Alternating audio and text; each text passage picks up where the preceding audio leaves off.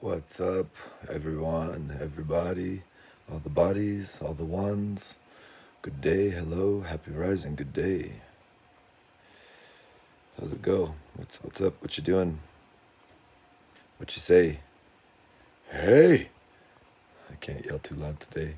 Kind of wanted to, but I'm here at my friend Judith's house, and it wouldn't be appropriate.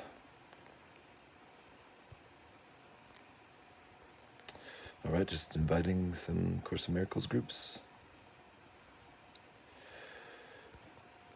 Okay, here we are. We're going to get started. We got our little context here. So context, this is a Course in Miracles. This is our 45th day in our 2021 calendar year, the 45th lesson in our Course in Miracles. And let's remind ourselves that the Course in Miracles doesn't ask us to necessarily believe these things. In fact, it tells us we'll probably at times actively resist some of it. But that if we entertain it and if we use the practices as it prescribes it, a little soap in my ear, if we do so, we will notice the effect. And yesterday I had such a nice practice with the lesson yesterday. So today I'm looking forward to this today too. Also, if you're joining in like random, if whenever you're seeing this and you've never really checked out the Course in Miracles, that's okay. The Course in this information is, as it says, sort of like holographic, which kind of means that if you pick up one part of it, you pick up all of it. And also that there is some sequentiality to it. For the training of our mind, it'll make sense the way it's laid out. So if you like this, and this is like your first time to see it, or see something like this, that you can go back and do the whole thing. This is my third time through the workbook lesson, actually. Anyways, so here we go. God is the mind with which I think. God is the mind with which you think. God is the mind with which we think. God is the mind with she thinks. God is the mind with which he thinks. Love is the mind with which I think. Love is the mind with which you think. Truth is the mind with which you think. Wholeness, holy moly nolus, is the mind with which we think. Love is the mind with which I think. Today's idea holds the key to what your real thoughts are. They are nothing that you think you think, just as nothing you think you see is related to vision in any way. Today's idea holds the key to what your real thoughts are. They are nothing that you think, just as nothing you think you see is related to real vision in any way, true seeing in any way. There is no relationship between what is real and what you think is real.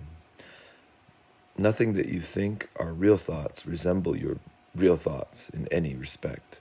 Nothing that you think you see bears any resemblance to what vision will show you.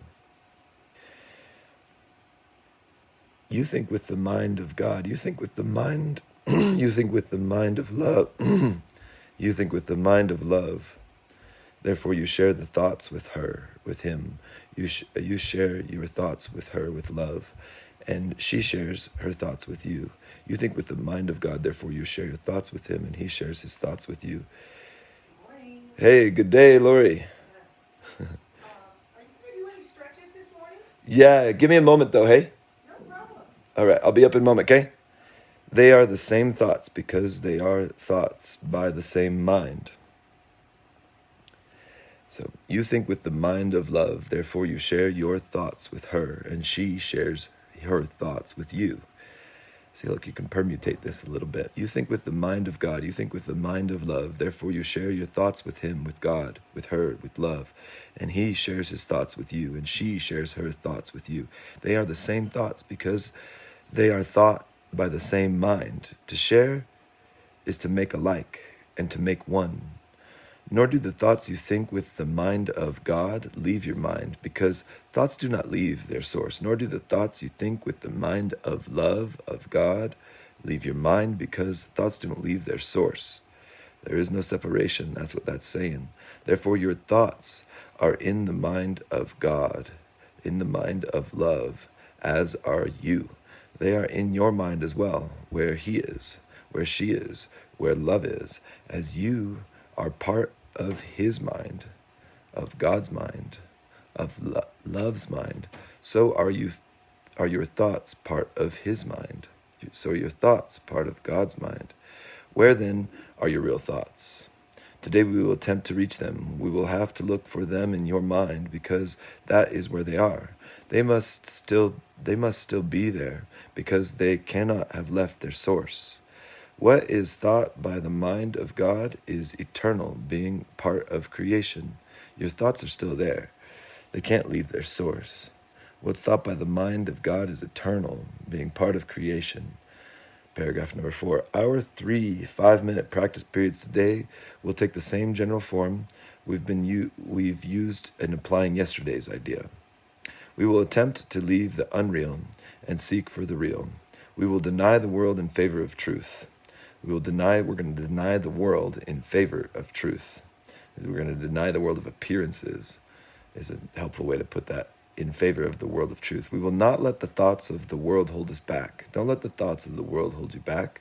We will not let the beliefs of the world tell us what God would have us do is impossible. Instead, we will try to recognize that only what God will have us do is possible. Only what God would have us do is possible. Only what God would have us do is holy, moly, and fully possible. Paragraph number 5. We will also try to understand that only what God would have us do is what we want to do. Only what love would have us do is what we would want to do. Only what wholeness would have us do is what we want to do. And we will also try to remember that we cannot fail in doing what He would have us do, what God would have us do, what love would have us do. There is every reason to feel confident that we will succeed today, and it is the will of God. Paragraph number 6. Begin the exercises for today. Begin the exercises for today by repeating the idea to yourself, closing your eyes as you do so. Repeat the idea, God is the mind with which I think. We will begin our exercises by repeating that idea to ourselves, closing our eyes as we do so. Then we'll spend a fairly short period in thinking a few relevant thoughts of our own. Keeping the idea in mind, God is the mind with which I think. Keeping that idea in mind.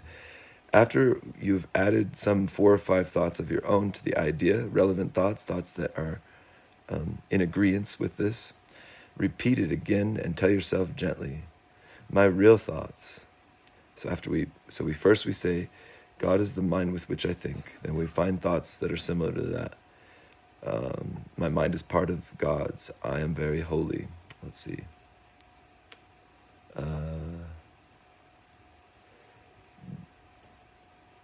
God gave me my function. I share it with Him, whatever, something like that. And then, so we find 3 or 4 thoughts that are like that in our mind. Then we repeat the original thought one more time, and then we tell ourselves, my real thoughts are in my mind. I would like to find them. Then we try to go past all the unreal thoughts that cover the truth in our mind, and we reach to the eternal. All the untrue thoughts that cover our mind, it's kind of like Jerry Springer stuff, eh? I don't know if you, or, what is that, reality TV? Like the bullshit stuff. We try to go past all those unreal thoughts that cover the truth in our mind and to reach the eternal.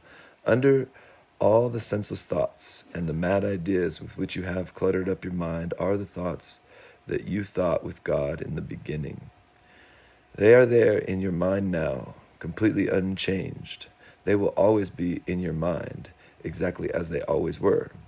Everything you thought since then will change, but the foundation on which it rests is wholly changeless. Everything you thought since the beginning, since we changed things, those are all going to change.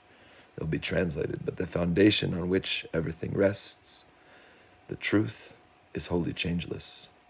It's always true, or else it's not true. Paragraph number 8. It is this foundation towards which the exercises for today are directed. This foundation, the foundation of holy changelessness.